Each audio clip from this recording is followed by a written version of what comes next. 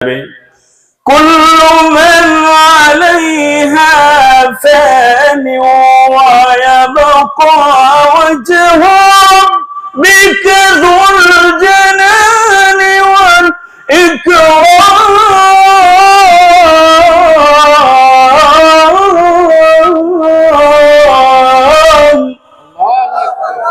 فبأي آلاء ربكما تكذبان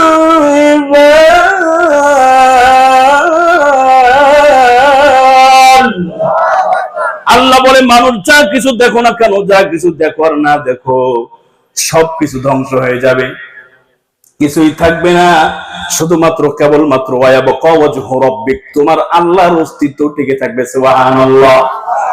কোন ফেরেশতা থাকবে না, মানুষ থাকবে না, জিন থাকবে না, কিছুই থাকবে না। আল্লাহর আরশ বহনকারী আটজন ফেরেশতা তাও থাকবে না, জিবরাইল থাকবে না, মিকাইল থাকবে না, ইসরাফিল থাকবে না, আজরাইল নিজেও থাকবে না।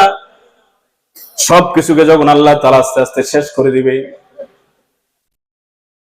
আসমানের আরশ বহনকারী ফেরেশতা থাকবে আর চারজন বড় ফেরেশতা। আল্লাহ বলবে আর কতজন আছে? কয় হুজুর, আল্লাহ এই আমরা চারজন বড় ফেরেশতা আর আপনার আরশ বহনকারী ফেরেশতা আছে, আর কেউ নাই।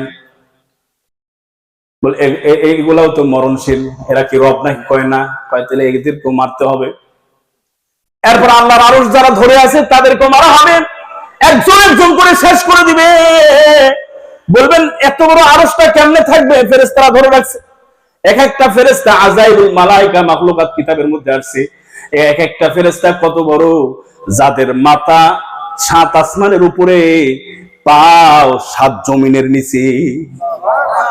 এক একটা ফেরেশতার মাথার উপরে সারা পৃথিবীর সমস্ত পানি যদি ঢেলে দেওয়া হয়, পায়ের গোড়ালি পর্যন্ত আসবে না। সুবহানাল্লাহ।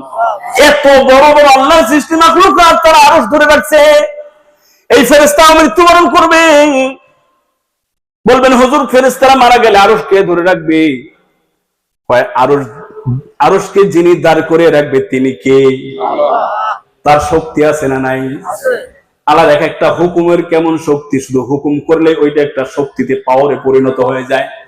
ওই হুকুমের পাওয়ার, ওই আদেশের একটা পাওয়ার আল্লাহর আরশকে ধরে রাখবে, আর কিছু নাই। এবার আল্লাহ বলবে জিবরাইল, মিকাইল, ইসরাফিল এরা প্রভু নাকি? কয় না, এরাও প্রভু না, প্রভু তো একমাত্র আপনি। কয় এদেরকে শেষ করুন। জিবরাইলকে মারা হবে, ইসরাফিলকে মারা হবে, মিকাইলকে মারা হবে।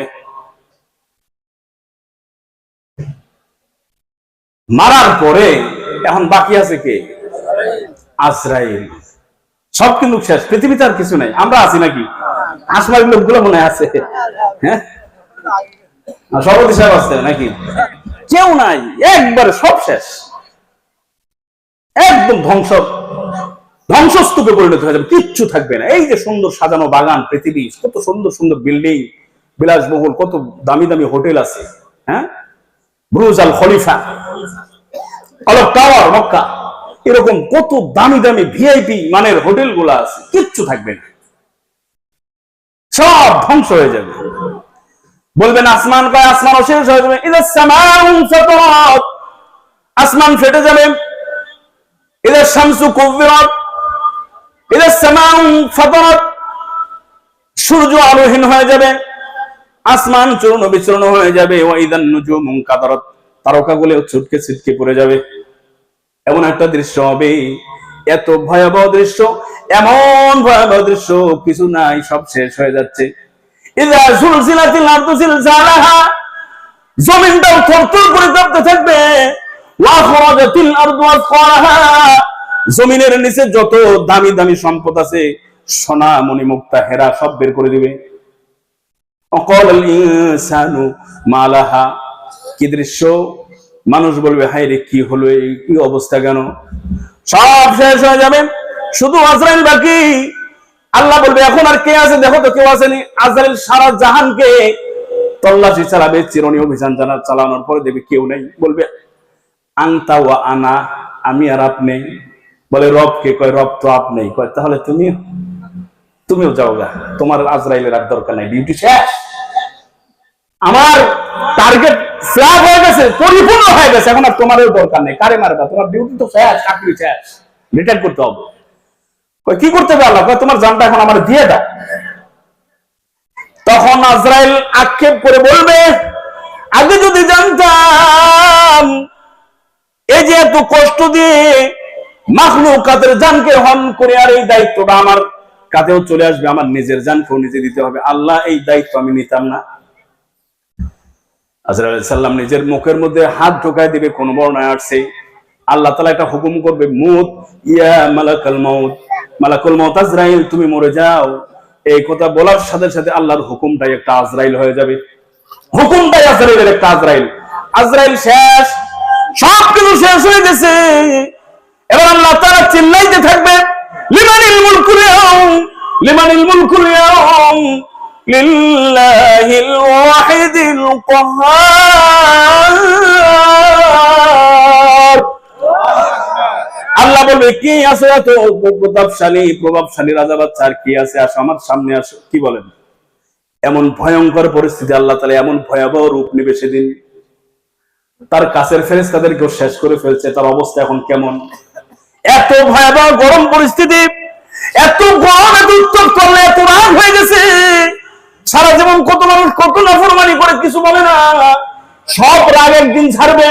লিমানিল মুলকুল ইয়াউম, সব রাগ একদিন প্রয়োগ করবে, সব পাড়ার পুরো জাহানের উপরে রাগকে প্রয়োগ করতে থাকবে আর বলতে থাকবে, কে ছিলে রাজা বাচ্চা? কি বলেন, কারো সাহস আছে নাকি? কোন রাজা বাচ্চা মাথা উঁচু করে দাঁড়াইতে পারবে না, চোরের মতো মাথা নিচু করে রাখবে, ঠিক কিনা? বিশেষ করে যারা দুর্নীতিবাজ, লম্পট, চোর, ডাকাত, তারা মাথা নিচু হয়ে যাবে, ঠিক কিনা করে বলেন? কিন্তু যারা সৎ নেক পরহেজগার মুত্তাকি নামাজি নেতা যারা আছে, তাদের মাথা উঁচু থাকবে, ঠিক কিনা? এই জন্য আল্লাহ রাসূল বলছে, ইমামুন আদিল যারা হবে, ইনসাফকার বাদশা, ইনসাফকার চেয়ারম্যান, ইনসাফকার এমপি যদি হয়, ইনসাফকার সরকার যদি হয়, তাদের মাথা নিচু হবে না, আল্লাহ তাআলা আরশের ছায়া তলে তাদেরকে ছায়া দিয়ে দিবে।